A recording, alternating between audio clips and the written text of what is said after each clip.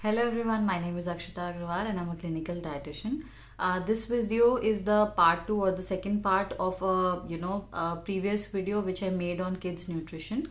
So for those of you who have missed that video, I will leave a link in the description box and you can watch it. Now carrying on from what we were discussing in the previous video, another important tip by which you can include more protein in your kids diet if they are fussy eaters is by kneading your flour in milk.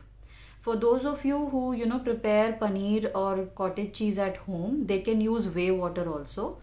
You can also use this whey water in your chilas batter, or in the idli batters, whatever batters you prepare, you can use this whey water.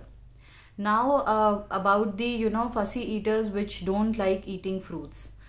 So juices are a very good way of including fruits in your kids diet. So different mocktails can encourage them, and good presentation can encourage them for taking these.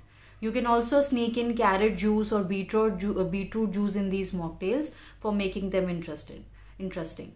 Also, in my previous video, I told you to replace ice creams with frozen yogurts. So you can dice your fruits and also serve with these frozen yogurts as fruit sundae or fruit salad. So kids will really enjoy, and the presentation is really important. The presentation needs to be very good.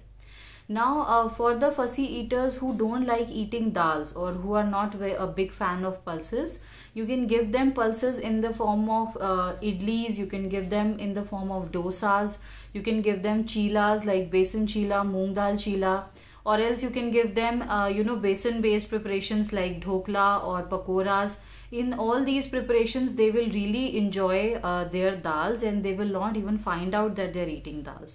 But one word of caution here, that certain mothers that come to my clinic, they have often told me that for including dal in their kids diet, they are adding chana flour or soya flour to their atta.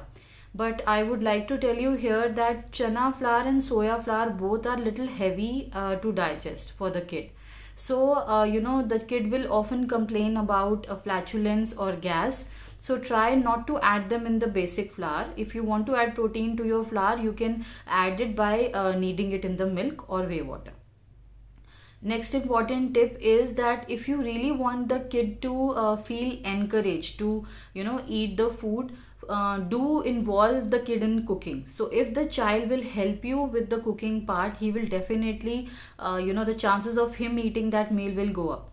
So how can you ensure that? You can give them to mix the batter, or you can ask them to cut say you've made an omelette, or say you've made a chila, you can give them cookie cutters and ask them to give it different shapes, or you can ask them to wash the vegetables. Try to encourage them in getting into some or the other part of the cooking, so that the interest in their meal goes up. Also, whenever you are going to procure items for whatever you are going to prepare, try to take them along. When the kid helps you in the entire process, that is procuring and preparation, the interest of the kid in that meal automatically goes up. So these are few tips that I wanted to share with all of you, through which you can sneak in nutrition in your kids diet. And one more suggestion from my side is that instead of keeping prepared matris or other namkeens, what you can do is at home you can make low fat or baked preparations for them. So on my community wall, I will share one of the recipes for such suji atta matri, which you can very easily bake at home, and it's completely healthy. It's very good for munching for adults as well as kids.